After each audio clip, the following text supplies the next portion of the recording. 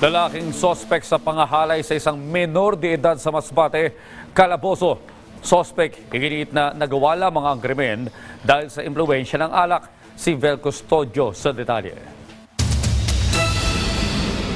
Ikaw ay may karapatang manahimik, ha? O magwalan sa tibo.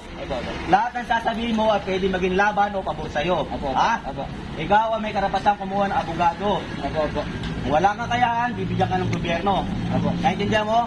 Wala nang nagawa ang lalaking ito nang arestuhin ng Manila Police sa isinagawang manhunt operation sa isang parking lot sa Navotas City.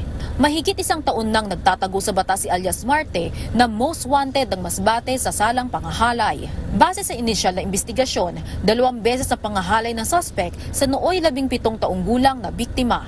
Ang masaklap, nabuntis pa umuno ng suspect ang menor de edad. Initial investigation namin is yung crime is committed nung September to 2022 sa Mobo Masbate.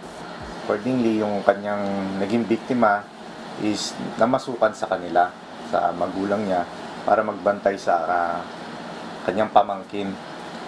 Tapos, the same year, nabuntis yung victim, which is a minor. Nung nabuntis na yung bata, is doon siya naglakas loob na sabihin yung nangyari sa kanya, sa mga magulang niya at sa mga relatives niya doon. Iginit na suspect, sa Maynila siya nakatira kasama ang asawa niya at 2 anak. Nagbakasyon lang daw siya sa Masbate at nagkaroon sila ng relasyon ng biktima.